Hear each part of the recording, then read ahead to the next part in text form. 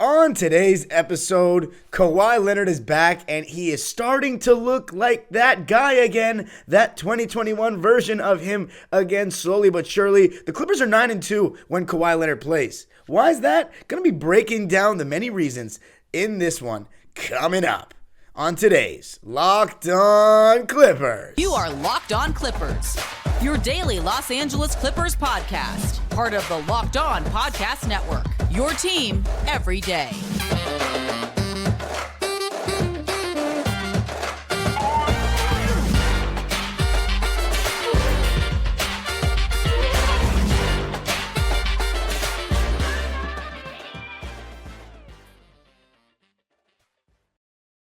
Yes, sir. You are locking in with the Clips. Thank you for making Locked On Clippers the first listen of your day, your team every day. Today's episode is brought to you by Prize Picks, where you can make your daily fantasy entries versus the Prize Picks player projections. I am your host, Darian Vaziri, in my 18th season as a Clipper fan. You can follow me on Twitter and Instagram at DimeDropperPod, and of course, subscribe to my YouTube channel known as Dime Dropper for more sports and Clipper content. And of course, subscribe to Locked On Clippers on YouTube because it's the fastest way to grow the show. Tell all your fellow Clipper fans about it. It's the only 5-day-a-week Clipper podcast, and we're on the road to 2,000 subscribers. So please hit that subscribe button and comment on today's pinned question, and that is, with the recent form of Kawhi Leonard, is it time to start handing him the reins as the clear-cut number one even when Paul George is back? So the question is, even when Paul George plays, is it time to look at Kawhi Leonard as the first guy that we want to get going? Because we have seen some instances this season where Paul George has been too passive, where he's tried hard to get Kawhi going and has really acted like almost a role player, in which I've called him on certain podcasts this season. Not that he's actually a role player, but that he is playing with the mindset of one at times to try to get other guys involved. And it's like, at the same time, we as fans want Paul George to take 20 shots because he's that dude as well. And I did state about a week ago, I'd say, that Paul George is the best player on the Clippers right now. But that's very slowly starting to change, because Kawhi Leonard has been incredible. So I'm going to be talking about why he makes the Clippers so much better offensively, and also what he does for the Clippers defensively in terms of lineups and just versatility, X's and O's wise on that end of the floor. And then ending it with a preview of the Clippers' upcoming week, because this is a nice rest, a very much needed rest the Clippers have. Did not play on Sunday, not playing on Monday, not playing on Tuesday, and are back in action on Wednesday night against the Charlotte Hornets. That should be a win. I will be in attendance, which means you'll be getting a game day vlog on my personal channel, and of course, as always, a post-game pod here on Locked On Clippers. So let's talk about Kawhi, right? Number 2, he's played in 11 games this season. If you don't remember, or if you've forgotten, I should say, he started out the first 2 games, the one against the Lakers on opening night, and then the home opener against the Suns, coming off the bench. And then he proceeded to miss, I don't remember exactly how many games off the top of my head, but around 10. And then he came back on November the 17th against the Detroit Pistons and has started ever since. But it hasn't been since the last 6 games that he has logged 28 plus minutes. He has logged 28 plus minutes in each of the last 6 games. And in these last 6 games, all in the month of December, he is averaging 20 points a game and 8 rebounds on 45.5% shooting. Now, his 3-point percentage was at 13 about last week, and now it's at 23. So expect to see that number steadily increase as he is starting to get his legs back underneath him and start to make that 3. In the last game, he was 2 for 5 against the Washington Wizards from deep. And then against Boston, he was 2 for 3. So in 2 of the last 3 games, shot pretty well from deep. He's starting to get that shot back.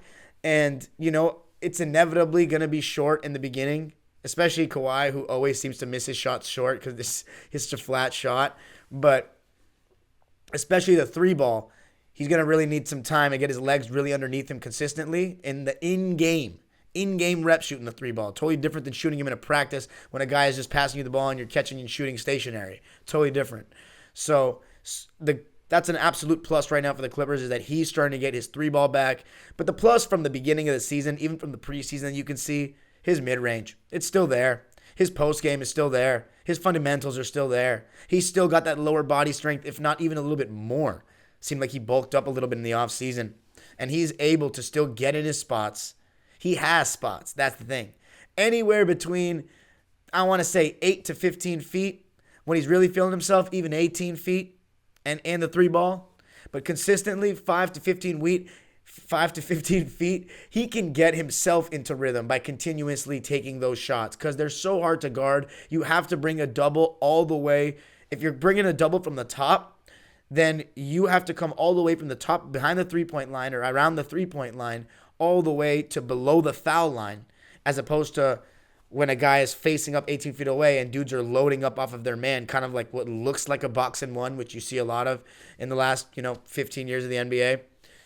But when you play back to basket and you're already catching the ball on that block or like 2 feet outside the block, then you can't really load up because you got to worry about the defensive 3-second violation. So you're just really playing one-on-one. If they want to double, they have to hard double, leaving somebody under the basket, usually Zubats if Kawhi Leonard's in the starting lineup or if Kawhi is posting up when Zoo's out there. Or in another case, they'll double from the top, leaving a shooter open.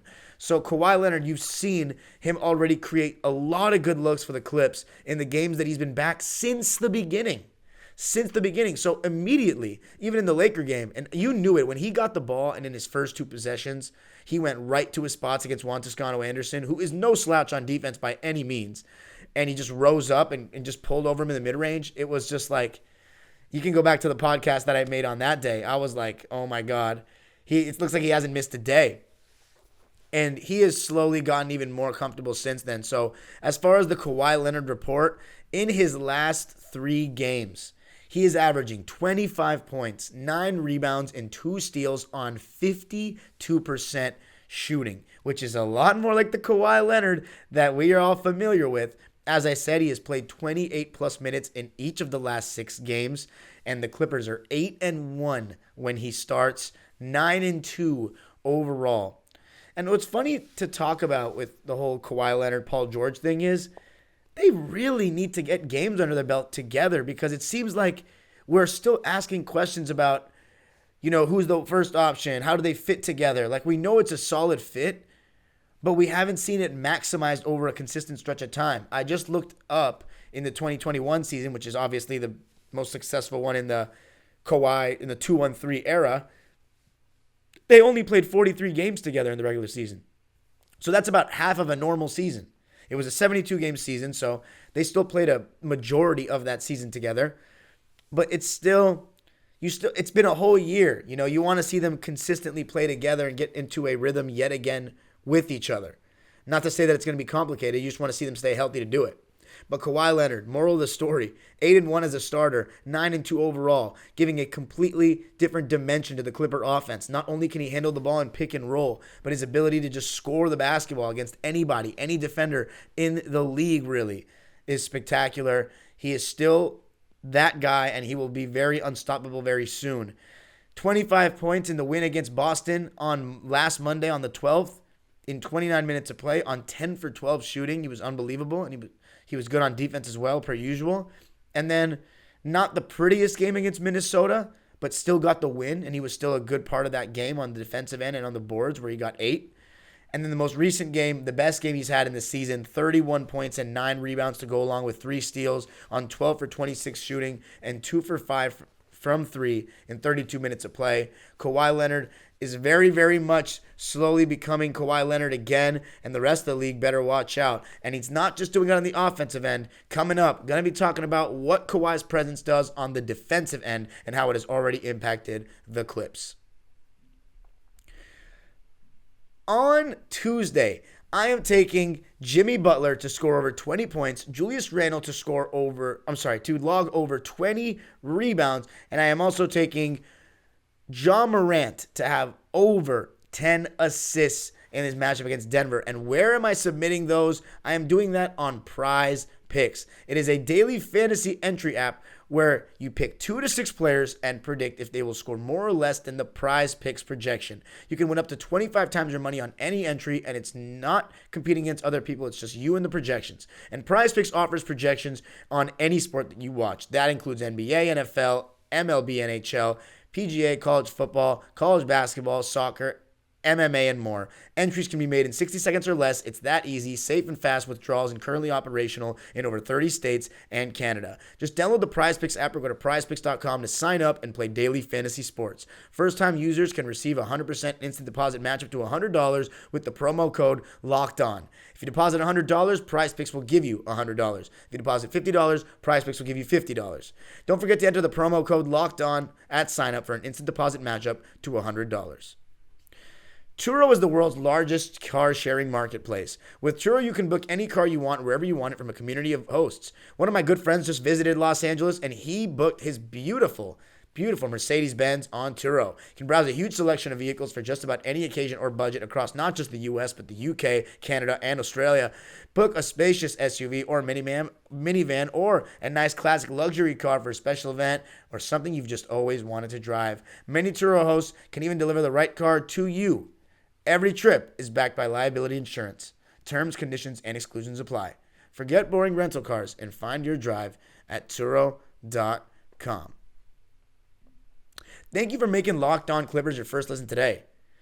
Make sure to check out Locked On Sports Today. The biggest stories around the sports world in 20 minutes or less, plus instant reactions, game recaps, and Locked On's take of the day. Locked On Sports Today, available on YouTube and wherever you get your podcasts. The Clip Show, starting to look more like a show again, so I encourage everybody, as I always usually do to start segment 2, to go to the game on Wednesday. We have not had a sellout. Only 3 sellouts this season, Celtics, Lakers, and Suns. It would be nice to log another one, even though it's not going to happen against Charlotte. But it's nice to get some fans in the stands, make it look a little more packed in there because, man, Kawhi Leonard is back, and he is looking good. And he's also looking good on the defensive end. Now, some people are saying, oh, Kawhi got beat here and there. He doesn't look as sharp on D. If you really think, 2 things. First off, if you really think that Kawhi Leonard is just going to look as sharp right out the gates, I should say, from an injury like that on both ends of the floor, you're a little bit naive. Secondly, Kawhi Leonard, it's not like he's never gotten blown by before. I feel like people kind of have this, they talk about Kawhi sometimes like he's still that Spurs version of himself on defense, but he's never been that guy since he's been with the Clippers. He's still a great on-ball defender, one of the best in the league when he's guarding the best players, and he's still a good help defender, just a good communicator, good overall defensive player. But he's not the guy that is consensus best perimeter defender in the league that's going to guard your best player for 40 minutes of the game. That's not what he's out there to do. And ever since he came to the Clippers, I've seen him occasionally getting beat backdoor. He seems like to me, he's a better on-ball defender than off-ball. Not to say he's a bad off-ball defender, but I think he's a really good rotator and communicator. I think sometimes he can get lost off the ball. You can say that about a lot of players in the history of the game, even all-time greats. I remember sometimes, I think Kobe was a better on-ball defender than off. I mention him because LeBron, I would say it's the opposite. I think he's actually a better off-ball defender than on. LeBron's a really good rotator. Kawhi, obviously a better defender than both. But the point is, the Clipper defense, since he's come back, has been better. I got the stats for you. Right now, the Clippers still have one of the better defensive ratings in the league, but off just points per game allowed, which is not as good of a stat as defensive rating these days, but I just used it for the last 6 games because I didn't want to do the calculation all by myself. The Clippers are averaging 107.6 points per game allowed. So they allow 107.6 points per game on average. With Kawhi Leonard in these last 6 games, only 101.5. Now we got to take into account strength of opposition. Charlotte, Orlando, Washington, those are 3 not very good teams. Those teams, even though Orlando is actually on a winning streak right now, I predict, and I'm going to stick to my guns that I said before the season, that those 3 will not make the play-in. And then you got the Celtics at Staples Center, which was a great win, the best win of the season.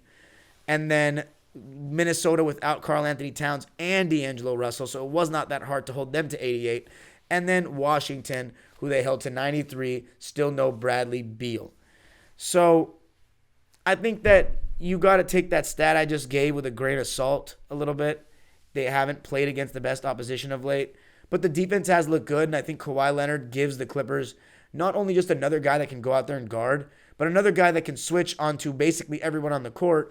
And when the Clippers now go small, as I've mentioned so many times in previous episodes recently, Now it makes more sense because Kawhi is such a solid rebounder for his position. He has those huge hands. So when he's switched on to a big, it's different than when Norman Powell switched on to a big, or Reggie or Luke, or Terrence even, or even Amir. Kawhi is just a big guy, man. He's really strong, got those broad shoulders, seemingly gotten bigger, stronger every year in the league. I remember when I went to games in 2015 when he played against the Clippers in the playoffs, and even 2013 I went when he played the Lakers in the playoffs. He was not looking like this, like in 2020 and on, like Clipper Kawhi. Clipper Kawhi is a tank, like a straight up tank. And on defense, that gives the Clippers the ability to switch everything and not have as many mismatches on the court. So that's why you've been seeing the small ball lineup work so much better, and Ivica Zubac's value not be as high. And I don't mean that in the wrong way. I just mean that if Kawhi is not playing, I don't think the Clippers win without Zoo more often than not, unless everybody has a great shooting night and the defense is just really sharp. But Kawhi Leonard, I also want to say this as well, in terms of what he gives us versatility-wise. On offense, when he sets screens and teams switch everything, when the Clippers are in a small ball lineup, now if you have a guy that can't guard post players, which is a lot of guys in today's NBA, because I remember multiple old school players talking about how in today, and I agree with this too because I was never taught it in the modern training system, AAU training. Post defense, because people don't really post up anymore. So a lot of guys don't really know how to defend in the post like that in today's game relative to the past. And Kawhi Leonard, he's got an old school kind of game. And he makes defenders that are otherwise look great against face-up players look very mediocre sometimes. And I love seeing him do that. It just, again, it gives me a different level of security as a fan and confidence, and I've never had that. Not with Chris Paul, not with Blake Griffin, Lou Will, anybody, even Paul George. Kawhi just has that championship aura about him, and he has that way of working himself in rhythm with these high-percentage post-up shots. You know what they say, if you practice the mid-range enough, it's like a layup. Coming up, going to be taking a look at the Clippers' upcoming week. Kawhi Leonard is healthy for the Wednesday game against the Hornets, and they don't have a back-to-back. They'll be playing the Philadelphia 76ers on Friday. They have been in good form. Going to be talking about those matchups coming up. So we all know how ExpressVPN protects your privacy and security online, right? But here's something you might not know. You can also use ExpressVPN to unlock movies and shows that are only available in other countries. Maybe you've run out of stuff to watch on Netflix. This will change your world.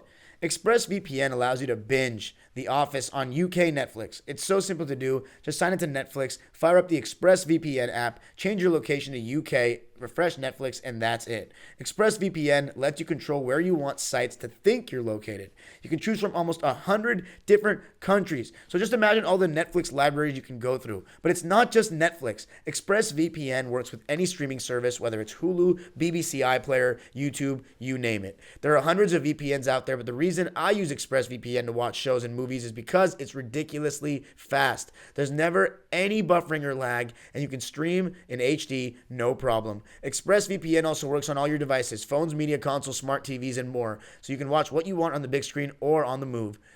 So if you don't want to get access to hundreds of new shows, go to expressvpn.com/lockedon right now, and you can get an extra 3 months of ExpressVPN for free. That's expressvpn.com/lockedon, expressvpn.com/lockedon to learn more.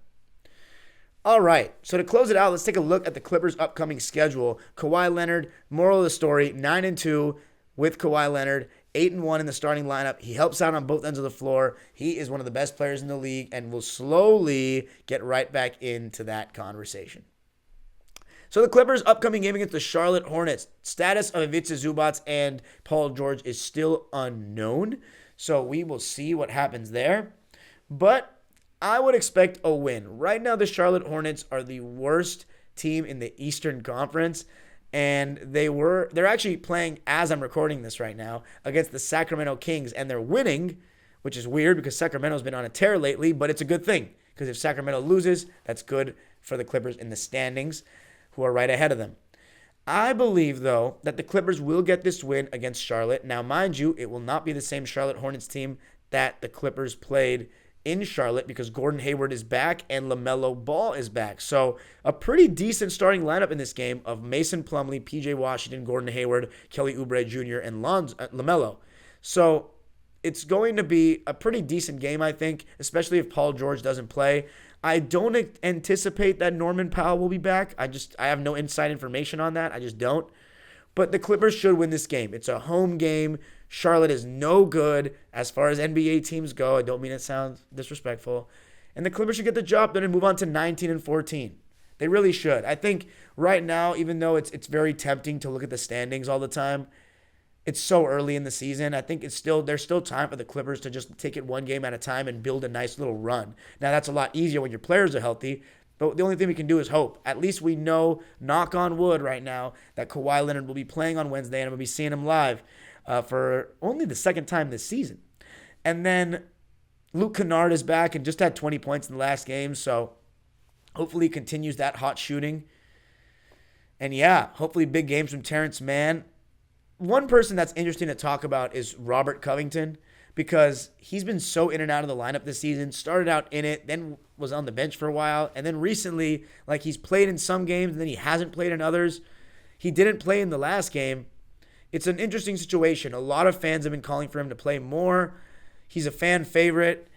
His last game he played against was against Phoenix, and then he played against Minnesota, but before that he didn't play till December 8th. So 6 days in between his Miami game that he played in and then the Minnesota game in which the Clippers won by 11 on last Wednesday. So we'll see what happens. It really all is dependent on who else can be activated health-wise for the Clippers. But at the same time, that's another thing. I already said the pin question today was, do you think the Clippers should move towards Kawhi Leonard being that first option? I think they should now. I think the way Kawhi is looking, it's time to just... It's a 1A, 1B kind of dynamic, but Kawhi is the one. Kawhi is the one. Paul George knows it. Everyone knows it. He's the champion. He's the Finals MVP 2 times and was the best player on his team for one of those consensus, and that was Toronto. And I think that the Clippers should slowly start working him back into that mindset, which means like 22 shots a game for Kawhi and like 19 for Paul George. Like, I'm not talking anything crazy. And obviously a lot of it's just depending on how the game's going, but Paul George still needs to look to get his shot when he plays and be aggressive, especially in the minutes that Kawhi doesn't play. And I think down the line, like playoff time and towards the end of the regular season, I think Kawhi Leonard and Paul George will be staggered, and that means one of them will be in at all times, because we are a team with only 2 star players. We have all this depth, yes, but we have a team with only 2 star players, and putting all the bench players in at once against an elite opposition in the playoffs, I don't think is a good idea. That's something that Glenn Rivers used to do all the time for us, and it used to bite us in the butt in the playoffs. And speaking of Glenn Rivers, that's who the Clippers are seeing in the following game to start their road trip. And mind you, this road trip is going to be crucial. I don't think it's the most crucial juncture of the season right now by any means. I think it's actually kind of like the dog days of the season, like towards the end of the year, beginning of the new year, before All-Star break kind of deal is like the worst part of the NBA season. But these road trips can make or break you sometimes. It just can give you some great momentum, or it can absolutely destroy momentum. So here are the upcoming matchups for the Clips in this road trip that stretches from December 23rd to the end of the year, to New Year's Eve. At Philadelphia on Friday the 23rd. They get 2 days off, though, and on Monday they play Detroit on December 26th. Then they have a back-to-back that day. The next day, on Tuesday, they play at Toronto, who is going through their own problems right now. And then on Thursday, the 29th, they rematch the Celtics, who also are in their worst stretch of the season, which the Clippers contributed to. But they have gotten Robert Williams back, so that's something to watch. And then at Indiana on New Year's Eve. So each of those games will not be easy. I think the one that should be an automatic win there is Detroit.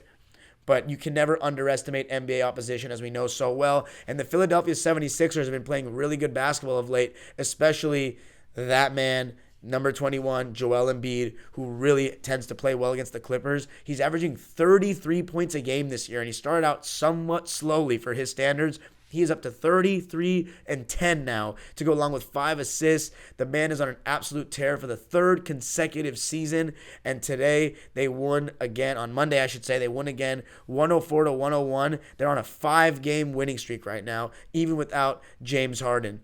And Tyrese Maxey has even missed some time, and he didn't even play in this game. I think he continues to be out. So no Maxey, no Harden. I think the Clippers should honestly win. They just got to make somebody else beat them besides Embiid, which I know he's made some really good passes recently, and I heard he was passing the ball well in this Monday game.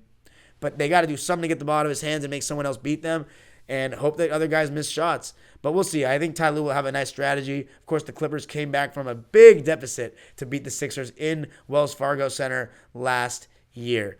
So we'll see. But that does it for me today.